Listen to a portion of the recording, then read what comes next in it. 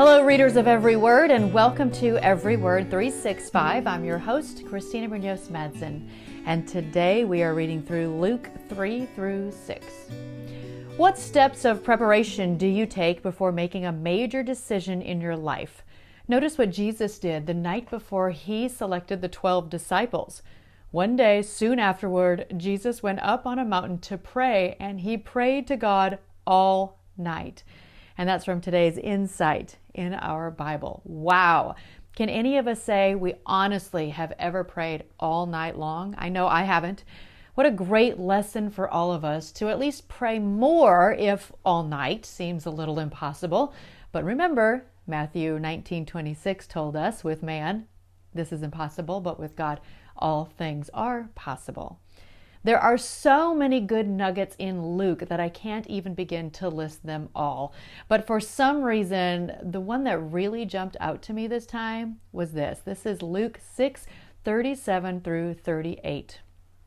Do not judge others, and you will not be judged.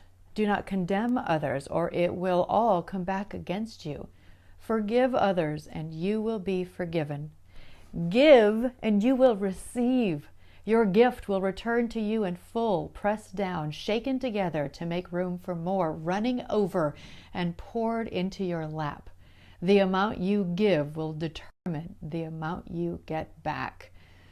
Oh, that we all lived that way on this earth. Maybe this world would be a little different than it is today. Have you ever thought about that?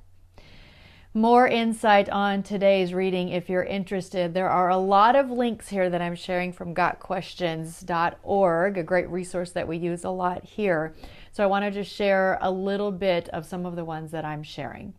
Although his name implies that he baptized people, John the Baptist, of course, which he did, John's life on earth was more than just baptizing. John's adult life was characterized by devotion and surrender to Jesus Christ and his kingdom. John's voice was a lone voice in the wilderness, that's in John 1:23, as he proclaimed the coming of the Messiah to a people who desperately needed a Savior. He was the precursor for the modern-day evangelist as he unashamedly shared the good news of Jesus Christ. He was a man filled with faith and a role model to those of us who wish to share our faith with others. And again, that's from gotquestions.org on the life of John the Baptist. There's more, of course, in the link that I'll be sharing. Other links that I want to share about is, why would Jesus need to be baptized? This is actually a common question, and there's a great description of why in gotquestions.org.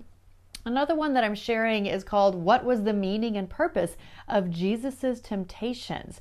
Remember, being tempted is not a sin, for Jesus was tempted.